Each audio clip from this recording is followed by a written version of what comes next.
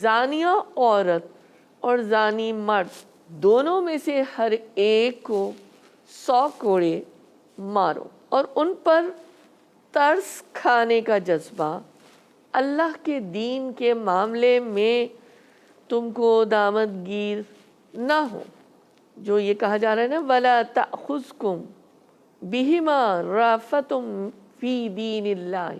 زانیہ عورت اور زانی مرد دونوں میں سے ہر ایک کو 100 کوڑے مارو اور ان پر ترس کھانے کا جذبہ اللہ کے دین کے معاملے میں تم کو دامن گیر نہ ہو.